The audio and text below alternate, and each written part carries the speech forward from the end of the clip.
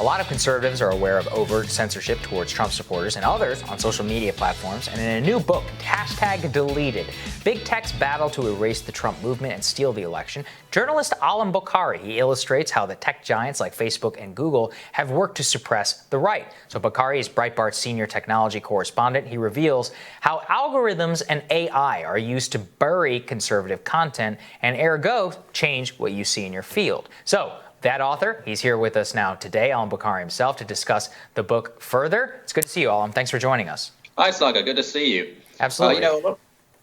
Go ahead. A lot of Democrats and, some establishment types accuse this all of being a conspiracy theory. But the one thing I'll say is the stuff in this book doesn't come from me. It comes from sources I spoke to inside Google, inside Facebook, inside Twitter. They're the ones who are blowing the whistle on this stuff. They're the ones who are saying it's happening. Yeah, I think that's one of the things I wanted to get with you and to really draw out. Tell me about the people that you've spoken with, some of the revelations within the book. Well, first of all, they're putting their careers on the line to come forward, even anonymously, and blow the whistle on this stuff, because these companies are experts at tracking people, including their own employees. So they're alarmed enough about it to make that risk. I want to focus on two things that I think a lot of people aren't really aware of, and that's network analysis and language analysis.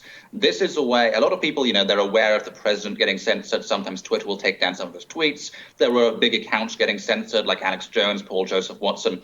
But network analysis and language analysis is how Silicon Valley can suppress entire political movements. It's analysis of who you follow on social media, and it's analysis of how people talk, the kind of issues they care about, the kind of websites they link to. The way an algorithm works is it looks for patterns. So that's the way Silicon Valley trains its algorithms to look for patterns of people following each other, patterns of people talking in certain ways. That's how they identify who's a liberal, who's a conservative, who's anti-war, who's pro-war. And when an account with 1 million followers gets banned, that sends a signal to the algorithm telling it, well, all these accounts are following it. Maybe we don't want to ban them, but maybe we want to suppress them in the algorithm a little bit, make sure they can't go as viral as easily. You have to remember that everything you see at the top of Facebook, or your Facebook feed, or your Twitter feed, or your Google search results is there because an algorithm has decided it's the highest quality result. That's how it sorts through all those millions and millions of posts and websites and links. And increasingly, the criteria used to determine that is, is the website or the account posting hate speech or misinformation or conspiracy theories or any of the other terms that Silicon Valley has invented to suppress the right. And all of these terms, by the way, emerged right after the 2016 election. I've been covering this topic at Breitbart News since 2015, but the way it escalated after Trump's election is just insane. So it's very clearly why this happened and who it's focused on. Yeah, I think that's right, Allum, and that's one of the things I really want to emphasize here, which is that it seems to be overtly political. And I think in some cases, it's just there's no other explanation.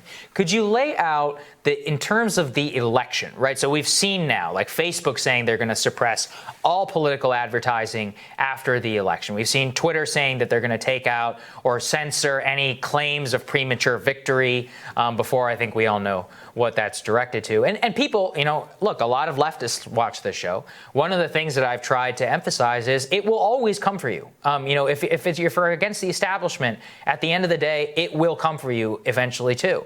What are the mechanisms in place? Talk about how that can be deployed at anything that they don't like, not just right-wing content. 100%. Well, like I said, Silicon Valley has the technology now to turn down the volume or turn up the volume in entire political movements. And I think the left should absolutely anticipate that being used against them at some point. So Facebook, for example, is advised by the Atlantic Council. They are not a left-wing think tank. They are a very, very neoconservative think tank. These are the guys who love foreign wars, who love intervention. So imagine an Iraq war situation, but where you have the entire establishment media on the one side and the anti-war left on the other. Who do you think Silicon Valley will side with then? Will it be the anti-establishment, anti-war left, or will it be their own advisors, the Atlantic Council? I think it's pretty easy to see where they'll go. Another thing I reveal in the book is that on Facebook's hate agents list, which is a leaked document that Facebook used to monitor politically controversial individuals. Quite a few left-wing people on that, including Linda Sarsour. Wow. So Facebook was monitoring some anti-establishment leftists as well as a large number of right-wing figures.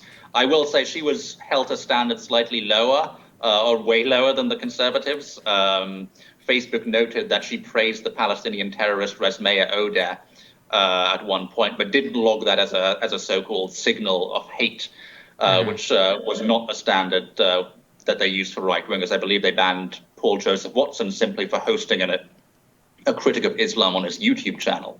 The Trump movement is definitely being held to higher standards by these platforms at the moment, but I think the left would be unwise to think that'll never happen to them. I think that's such an important point, right? I mean, look, lists are, anytime there's lists, it's generally a bad thing. And they can be expanded. And I've said this before. I'd be like, look, can you imagine a scenario where AOC is primarying Chuck Schumer and Twitter and Facebook fact check something that she says about monopoly power or about Medicare for all? I could totally see it happening, right? I mean, anybody could. And I think these are the types of things that we need to try and bring to light. So, where can people buy the book? What's it called? All of that.